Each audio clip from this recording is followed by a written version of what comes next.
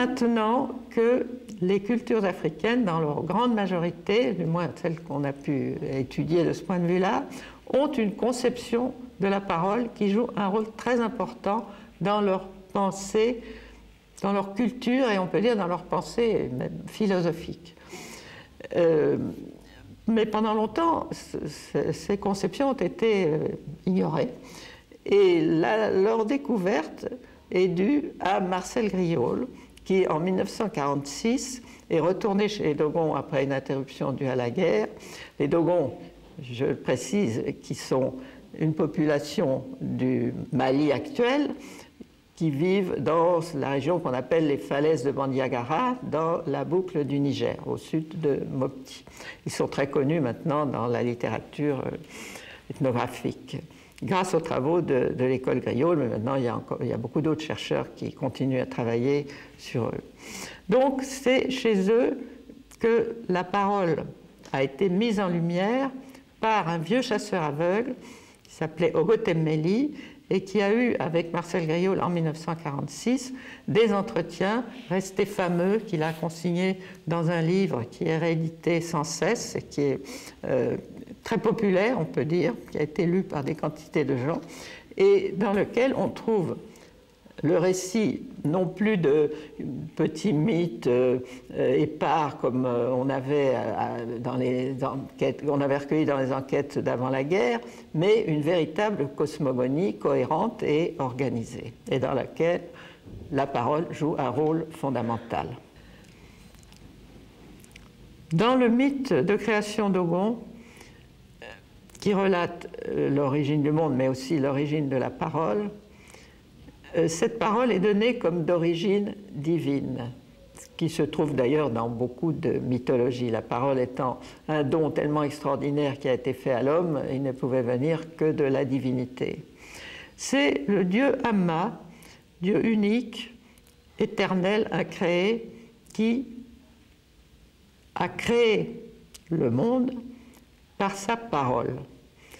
Il a commencé par créer un placenta double, qui est la mère primordiale, placenta qu'il a fécondé toujours par sa parole, et dans lequel il a placé les deux êtres, les deux premiers êtres créés, c'est-à-dire on présente ça comme deux jumeaux androgynes ou deux paires de jumeaux mixtes. Enfin, c'est pour indiquer que l'élément mâle et femelle étaient présents dans chacune de ces deux moitiés de ce placenta qu'on appelle aussi l'œuf du monde. De ces êtres créés, l'un d'eux sera Nomo, le moniteur, le fils de Dieu chargé de la responsabilité de l'eau, de la vie, de la fécondité, de la parole aussi, et son frère jumeau, le mâle de l'autre partie de l'œuf, qui sera le réprouvé, le révolté, qui est né avant terme de l'œuf du monde, contre la volonté de Amma, donc du Père créateur, qui a semé beaucoup de désordre dans le monde.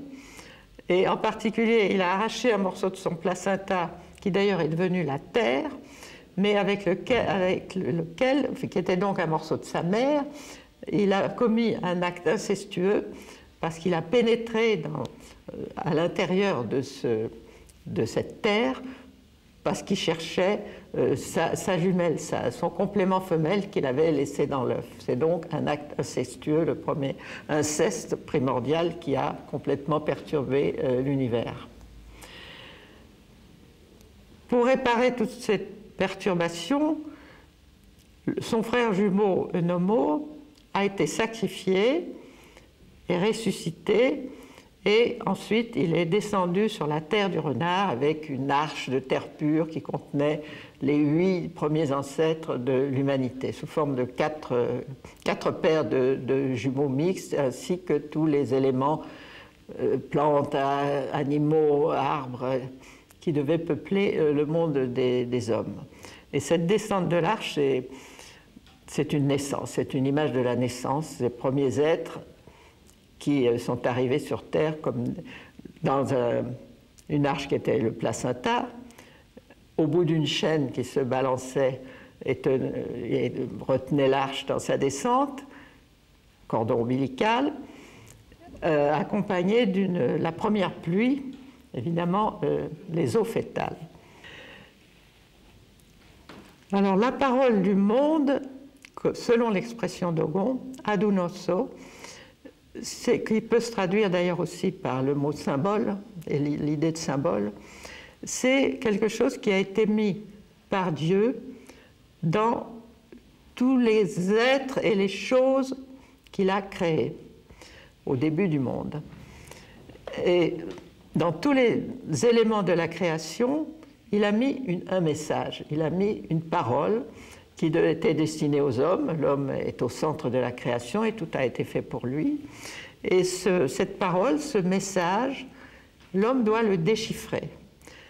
C'est ce qu'il a fait d'ailleurs, parce qu'on est toujours étonné de la minutie de l'observation du monde naturel par les sociétés traditionnelles qui savent à quoi peut servir le moindre brin d'herbe ou à quoi ce qu'il faut éviter, par exemple, le moindre moucheron ou le moindre moustique dont il faut essayer de se garantir.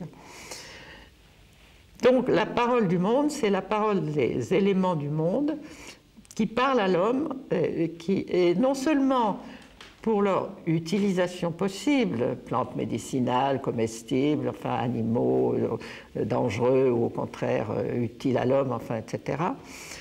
Ça c'est vrai que c'est important, mais aussi leur signification symbolique en relation avec d'autres éléments de l'univers. Car tous les êtres et les choses sont classés en catégories qui se correspondent entre elles. Ces catégories, ou on appelle taxinomie, ne sont pas uniques chez les Dogons ni chez d'autres populations africaines.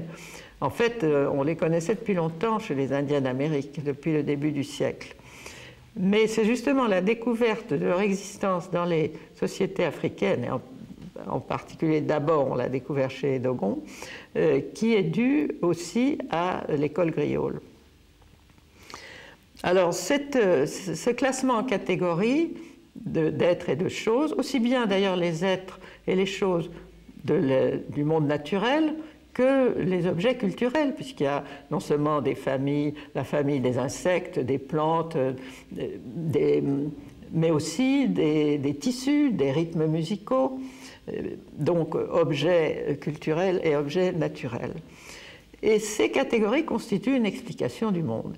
Et on peut les considérer comme dans un ordre vertical, des sortes de listes d'objets, de choses qui sont reclassées sous un titre générique, mais il y a aussi une façon horizontale de les voir qui est justement l'ensemble des correspondances que tous ces éléments peuvent avoir entre eux. Théoriquement, ils en ont tous, toutes les catégories peuvent se relire d'une façon horizontale. Pratiquement, en tout cas, on n'en connaît encore qu'une partie de ces... Mais l'ensemble forme une sorte de réseau, de résille, de filet qui entoure le monde et qui l'explique. Alors, ces catégories sont une lecture du monde, et on peut dire vraiment une lecture déjà scientifique du monde, parce que la façon, quand on les voit de près, la façon dont sont regroupés les insectes, par exemple, les plantes, etc., ça prouve une observation tout à fait étonnante qui regroupe ensemble des choses que la science même actuelle a regroupées aussi. Mais il y a en plus toute leur lecture symbolique, parce que tous ces êtres et choses créées reflètent quelque chose de la cosmogonie et reflètent la division du monde en deux parts que se disputent justement Nomo et le renard, et la lutte de ces principes opposés qui en fait avancer le monde. Parce qu'il y a des catégories qui sont comme on dit en Dogon, du côté de Nommo, d'autres qui sont du côté de Renard. Alors, ce qui est intéressant pour notre propos, c'est que les Dogons ont aussi classifié les paroles, parce qu'ils ont distingué, et ils distinguent admirablement, les moindres nuances de la parole dans les différentes circonstances de la vie sociale. Donc, il y a une classification des paroles. Alors, j'ai oublié de dire que ces classifications classent les choses en 24 catégories. Le nombre 24 étant fondé sur une sorte de découpage du corps de l'homme qui est au centre de l'univers. Mais en ce qui concerne les paroles, il y en a bien 24 du côté de Nommo, mais il y en a aussi 24 qui appartiennent au renard, et dont beaucoup d'ailleurs sont des paroles qu'il dit à la table de divination avec ses pattes, différentes façons de prédire l'avenir. Alors ces paroles, toutes les nuances de paroles, aussi bien la façon dont on parle quand on est en colère, quand on est content, quand on est amoureux, quand on est grave et qu'on discute avec les vieillards. Toutes ces formes de paroles sont cataloguées très finement. Et aussi les paroles qu'on prononce, les paroles publiques graves des vieillards, les paroles qu'on échange avec sa femme, les paroles du père avec ses enfants, les paroles de la place publique, du marché, enfin, toutes ces sortes de paroles sont absolument sont présentées avec une très grande finesse.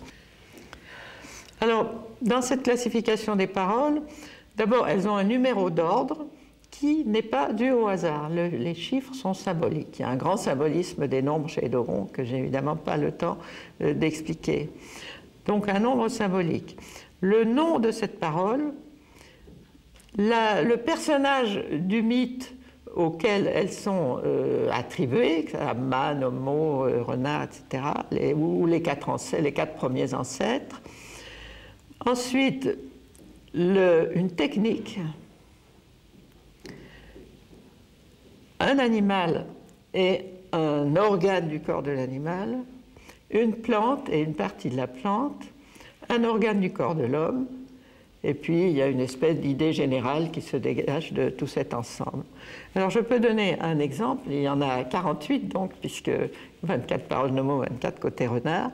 Un exemple suffira. Je prendrai la parole 7, qui est du côté de Nommo, qui est la parole du tissage.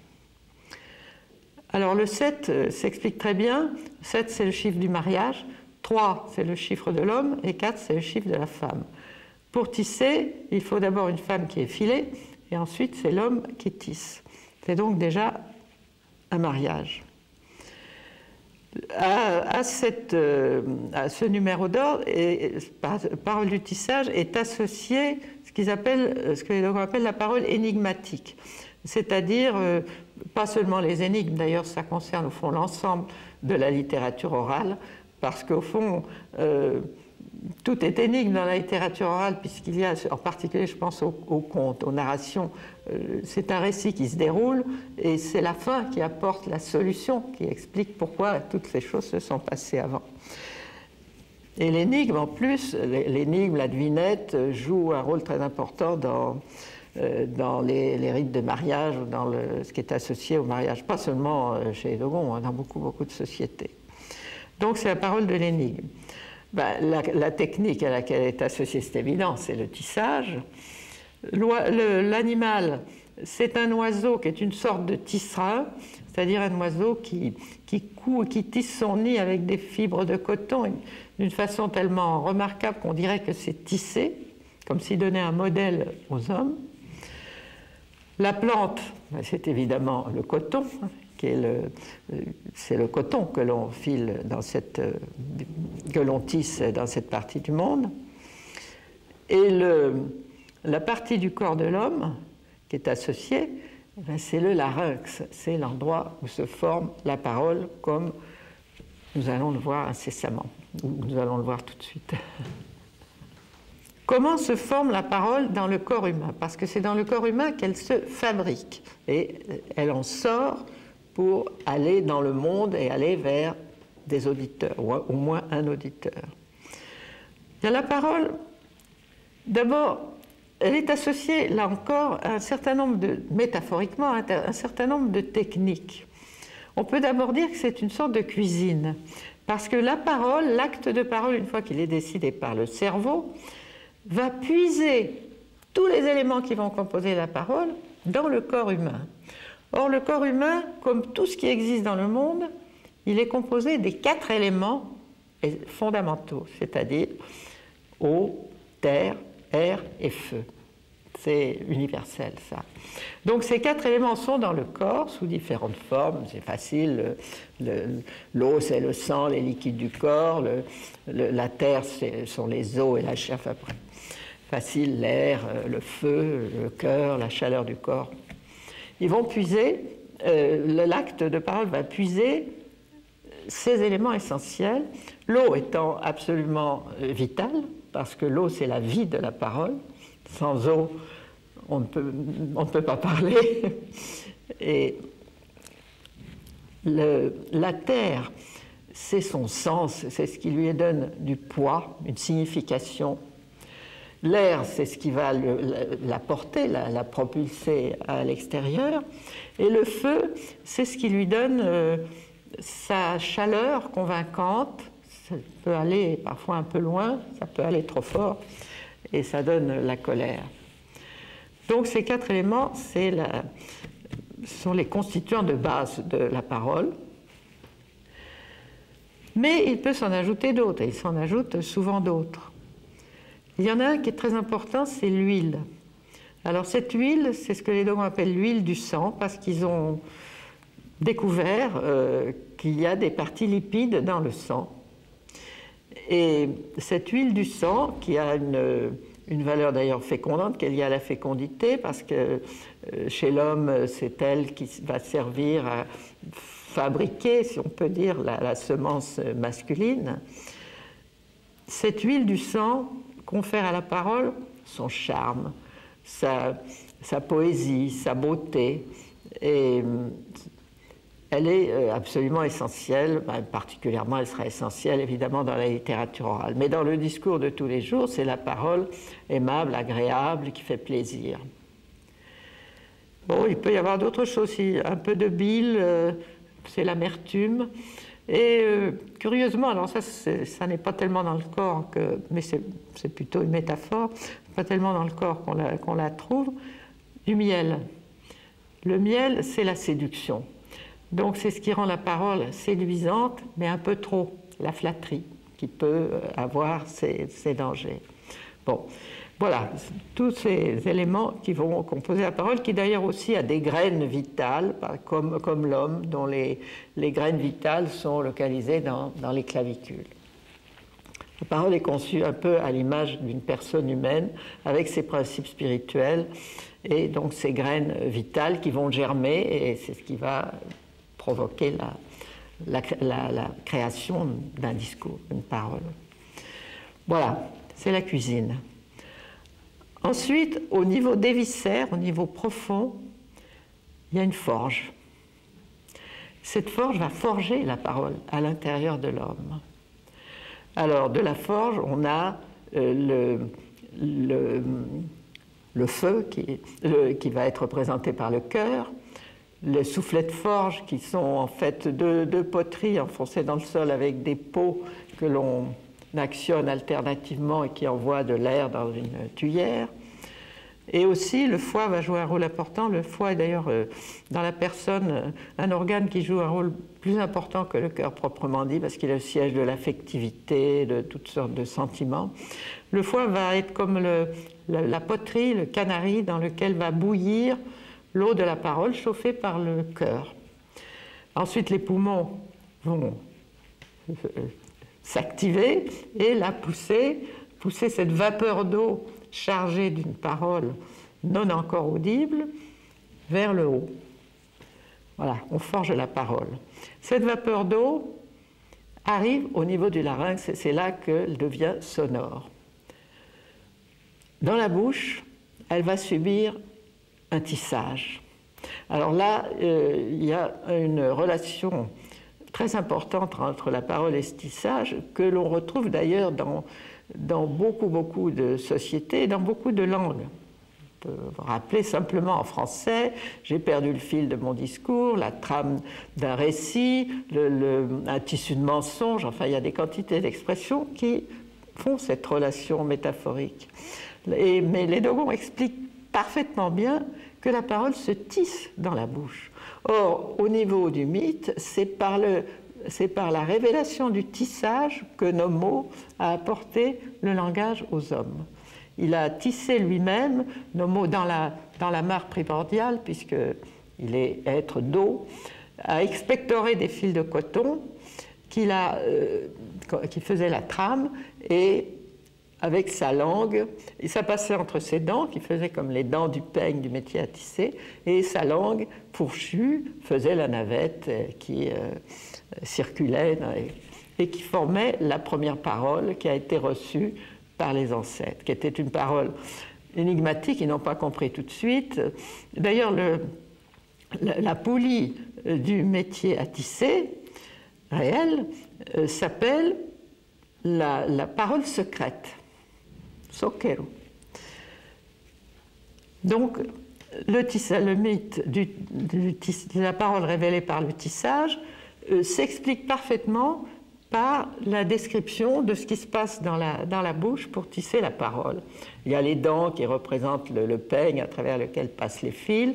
Il y a la langue, justement, qui est la navette, parce qu'elle bouge tout le temps. Il y a on peut expliquer tous les éléments, même du crâne, qui tient tout ça, et qui sont les piquets du métier à tisser, enfin. Et cette parole tissée, qui est devenue un discours, avec ses couleurs, ses dessins particuliers, va sortir de la bouche, comme une bande de coton sort du métier à tisser. Et d'ailleurs, il y a une image superbe qui fait de cette bande de coton tissée qui sort de la bouche humaine l'image de la tradition qui doit se transmettre d'une génération à une autre et ne jamais être coupée. Mais c'est aussi le discours individuel qui sort. Alors, il y a aussi une autre forme sous laquelle sort cette parole, c'est une forme de vapeur d'eau qui va circuler dans l'espace et arriver aux oreilles de l'auditeur. Il faut un auditeur. On ne parle pas dans le vide. Celui qui parle tout seul, dans toutes les sociétés, est considéré comme fou, un peu inquiétant. Il faut un auditeur. C'est ce qui fonde la société, c'est le dialogue. Et chez l'auditeur, elle va arriver dans son oreille, pénétrer dans son oreille, redevenir de l'eau, sa forme essentielle d'origine, et irriguer le corps de l'auditeur, mais selon la façon dont elle a été cuisinée, elle va avoir des effets très divers. Un excès de feu au moment de la forge, au moment de l'action de la forge, paroles de colère qui vont brûler l'auditeur, provoquer des paroles de même espèce en réponse, c'est la dispute, c'est la querelle. Paroles qui ont beaucoup d'eau, de terre et d'huile, paroles gentilles, agréables, qui créent l'harmonie, vont créer une relation harmonieuse, évidemment.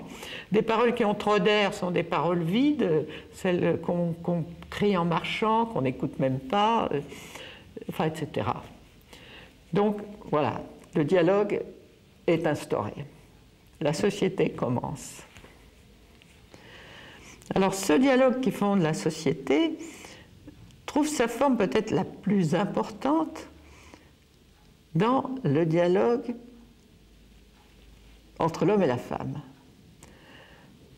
Parce que c'est lui qui est créateur, c'est lui qui est fécondant, c'est lui qui va créer les êtres qui vont aider la société, le groupe, à survivre, ce qui est une préoccupation fondamentale.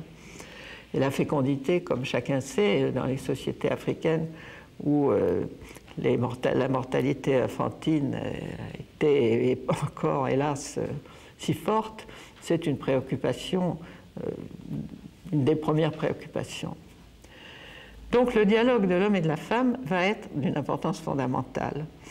Et ce dialogue, eh bien, il va être important pour les relations dans la vie de tous les jours des époux, dans l'harmonie qu'il y a entre eux, et aussi dans l'acte sexuel.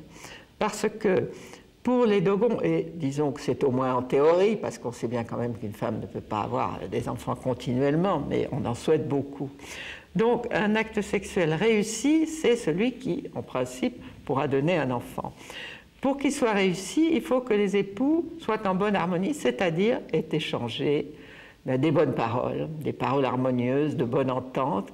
Et quelle est la meilleure parole que peuvent échanger les époux?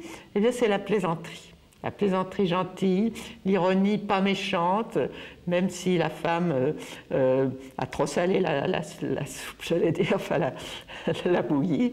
Le mari ne dit pas, oh, ça va pas.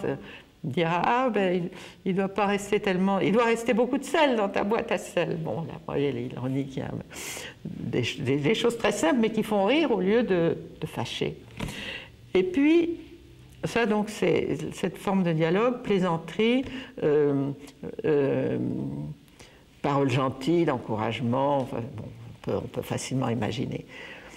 Par contre, s'ils se disputent, s'ils ont des paroles amères, désagréables, etc., ben, ça va provoquer l'effet de la mauvaise parole, ça va faire tout rater. Alors, il y a une forme de parole qui est particulièrement propice pour favoriser la fécondité, c'est la littérature orale. Et justement, entre hommes et femmes, donc il y a cette plaisanterie qui est déjà presque une espèce de littérature orale aussi, parce qu'il y a des formes assez codifiées aussi. Mais il y a des cas, justement, avant les mariages, il y a une utilisation de la littérature orale qui est particulièrement intéressante. Lorsque un homme va courtiser une femme, il s'agit des mariages secondaires, c'est-à-dire non pas les mariages qui sont réalisés très jeunes, enfin quand les enfants sont un peu nubiles, un peu plus tard, arrangés par les familles, c'est le premier mariage. Mais ensuite, il y a d'autres mariages possibles si un homme tombe amoureux d'une femme dont il fait connaissance et a envie de l'épouser. En général, bon, il faut que ça soit une femme d'un autre village, qui soit en visite dans le village, et il va la visiter chez les gens chez qui elle loge. Eh bien, la conversation, c'est à base d'énigmes. Le prétendant arrive, il s'est entendu avec les personnes chez qui loge la femme qui lui plaît, et il vient passer la soirée avec son meilleur ami qui va lui servir de porte-parole. Et il pose à la jeune femme des énigmes, pas des devinettes. Les devinettes comportent des réponses tout à fait codifiées, il y a un échange de demandes et de réponses très rapide. Là, il s'agit d'énigmes dont il faut deviner le sens et auxquelles on doit répondre en montrant qu'on a compris le sens. Et ces énigmes sont donc tout à fait codifiées, et la jeune femme doit savoir répondre si elle a été bien éduquée par sa mère, car on sait très bien qu'un jour ou l'autre, une femme aura à répondre aux énigmes posées par l'homme. Et en fait, si elle répond mal, bêtement, en prenant les choses au pied de la lettre, ça ne va pas bien faire marcher les choses. Il faut qu'elle sache répondre, qu'elle prouve qu'elle est intelligente et bien éduquée par sa mère, bien préparée à la relation avec l'homme, qui en fait est une relation de dialogue. Et l'énigme, la devinette, c'est la base même d'un dialogue, demande-réponse, demande-réponse. Et dans beaucoup de sociétés, c'est un genre qui est associé au mariage. Il y a des sociétés où le prétendant doit, enfin même le marié, au moment de rejoindre sa femme, doit répondre à des devinettes posées ou des énigmes posées par les parents de sa femme. C'est très très répandu, cette association devinette, énigme et mariage. Donc c'est essentiel là dans la relation amoureuse. Et au bout d'un certain temps, bon, le mariage va se décider. Et pour le mariage, le premier mariage, celui qui est décidé pour les enfants quand ils sont encore jeunes, il y a aussi une manifestation de littérature orale 10 jours avant la date choisie pour que le fiancé puisse aller chercher sa fiancée, son épouse donc. Leurs camarades de classe d'âge vont se réunir dans des réunions uniquement de jeunes, pas les réunions avec les adultes comme on fait, uniquement de jeunes, en dehors des maisons, même parfois en dehors du village, et faire des soirées de contes, de devinettes, de plaisanteries, de rires entre garçons et filles, les fiancés n'étant pas là. D'ailleurs, eux-mêmes ne doivent pas échanger un mot. À partir du moment où les deux jeunes savent qu'ils sont fiancés par leur famille, ils s'évitent. Ils ne se saluent même pas quand ils se voient sur un chemin. La première parole sera celle de la nuit de noces. Mais leurs amis peuvent au contraire échanger beaucoup de paroles qui vont avoir un effet bénéfique sur leur union. Et c'est de la littérature orale. Pour que la parole soit efficace, il faut d'abord la bien parler. Et ce sont les gens qui ont la belle façon de parler qui vont être les plus écoutés. Ce sera en général les vieillards qui seront censés avoir la meilleure, la plus belle forme de parole, la plus correcte et aussi la plus efficace, la plus convaincante. C'est déjà une belle parole. Mais le maximum de beauté de la parole, c'est justement dans la littérature orale qu'on la trouve. La belle parole, la bonne parole, celle que justement on trouve dans la 7e parole dont je vous ai montré les correspondances, qui est la parole du tissage, cette technique essentielle, eh bien c'est une parole qui essaie d'avoir le maximum d'huile de cette substance qui charme et qui convainc et qui fait plaisir, qui exalte même. Donc c'est une parole qui montre une recherche au niveau de la langue, une recherche stylistique. Il y a toute une codification des styles et d'ailleurs des genres littéraires, chacun ayant sa forme de style, sa forme de profération, de déclamation. Et tous ces genres, toute cette belle parole va avoir un maximum d'effet sur les gens qui l'entendent. Donc favoriser la fécondité, comme on l'a vu, et favoriser aussi l'harmonie sociale, la bonne entente de la société, en même temps que transmettre toute la culture, car il y a toute la culture dans les contes, dans les épopées, dans les chants, dans les devinettes, tout cela se transmet de cette façon et d'ailleurs est expliqué ensuite aux enfants. Donc elle a un rôle très important du point de vue divertissement, du point de vue enseignement et du point de vue aussi esthétique, plaisir esthétique que l'on ressent. Le maximum d'huile d'ailleurs est dépensé dans le chant et la musique. Dans la hiérarchie, c'est ce qu'il y a de plus haut, de plus beau. La prière est aussi une forme littéraire parce que il faut charmer Dieu comme on essaie de charmer les hommes, et donc c'est une forme poétique. Cette littérature orale africaine, qui est encore très vivante dans la plupart des sociétés, a été assez longtemps, non pas négligée, parce qu'assez tôt on a recueilli des contes, des chants, mais tout de même pas étudiée vraiment pour elle-même. Mais enfin, depuis un certain nombre d'années, il y a eu beaucoup de travaux, de recueils de textes, et en particulier, j'ai personnellement eu de nombreux étudiants africains qui ont choisi de travailler sur leur littérature orale et qui ont fait des magnifiques thèses avec des corpus superbes. Malheureusement, pas toujours publiés, parce que ce n'est pas facile de publier de tels ouvrages. Quelques-uns sont publiés. Et à ces étudiants, j'avais demandé de faire une recherche, au moins un chapitre de leur thèse, sur la conception de la parole dans leur société. Parce que j'aurais dit, vous travaillez sur une forme de parole qu'il faut que vous replaciez dans l'ensemble du système de la conception de la parole dans votre société, voir à quel niveau elle se place. Ce qu'ils ont fait.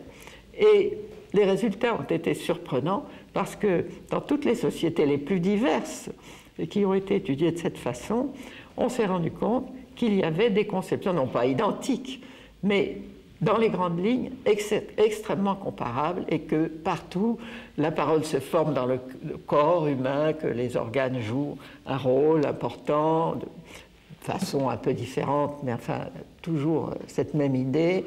La parole et la fécondité, l'importance de la parole des femmes, et son ambivalence, je n'ai pas eu le temps de parler, mais l'ambivalence de la parole, de toute parole d'ailleurs, est quelque chose aussi de très, très important, parce que toute parole peut être bonne, mais elle peut avoir aussi ses dangers. Et donc, c'est vraiment la preuve que ce travail sur la parole commençait chez les Dogons, dans une société tout à fait particulière, prouve que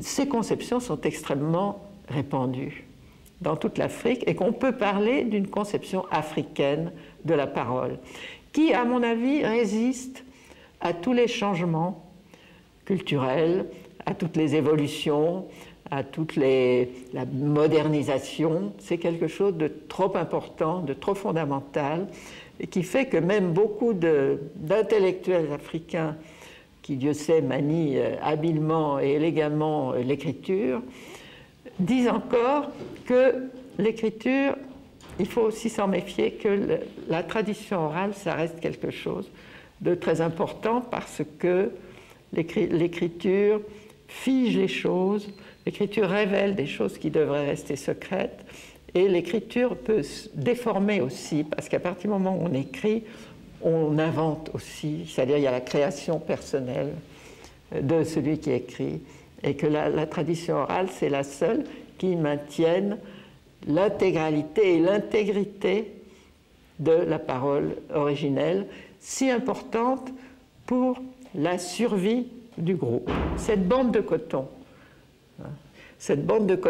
qui sort de la bouche, qui est le discours individuel, qui va d'un individu à l'autre dans la société, mais qui, on l'a dit tout à l'heure, est aussi la tradition qui se transmet de génération en génération et qui ne doit pas être coupée, parce que si on la coupe, c'est la mort du groupe, de sa tradition, de sa culture, de sa valeur en tant que groupe humain.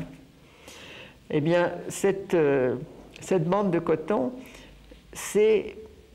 pour eux, c'est la survie. La survie, en tout cas pour les Dogons, c'est quelque chose de fondamental, une préoccupation fondamentale, que le groupe survive. Et c'est vrai qu'ils ont résisté depuis si longtemps à des conditions extrêmement difficiles. Il y a des pays très difficiles en Afrique, les sécheresses, les famines, tout ça a été très, très fréquent, l'est encore.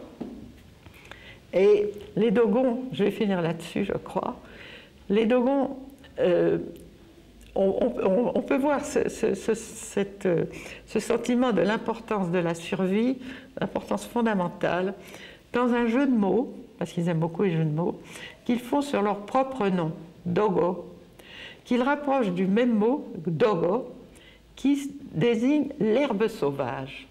L'herbe sauvage qui repousse toujours, on l'arrache toujours dans les champs, on l'enlève partout parce qu'il faut semer, il faut des plantes vivrières, et qui repousse toujours, quelles que soient les destructions qu'elle subit.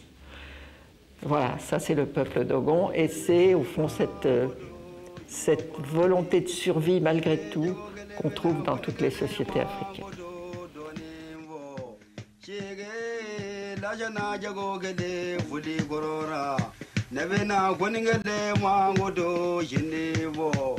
bale gulane bala gagane mununa bade yugo manala gagai Chua hana dae dabale ba na bade yugo dabale